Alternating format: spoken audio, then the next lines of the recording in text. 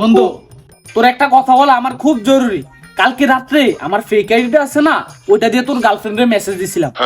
মানে যেই মেসেজ দিছি ও রিপ্লাই দেওয়া শুরু করে দিছে। আর একটু হইলে তো মামা পুরাই পইটা যেত। পরে ভাবলাম তোর কি হইব। কি বলস মামা, এইসব আর কথা না তো।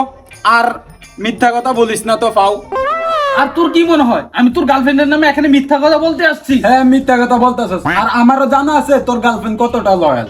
মানে তুই আমার গার্লফ্রেন্ডের নিয়ে কথা বলতেছ? আচ্ছা তোর এখনই দেখাইতাছি আমার গার্লফ্রেন্ড কতটা লয়াল। এই দেখ,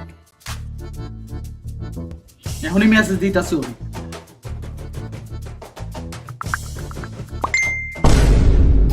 আরে মামা, এটা মনে হয় আমার গার্লফ্রেন্ড না, গার্লফ্রেন্ডের ফেক আইডি হইবে, বুঝছো?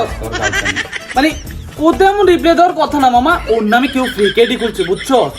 अम्मा बहन पे आ जाऊंगा मैं इनकी। তুই আবার ভুল বুঝিস না কিন্তু। না না বলবো।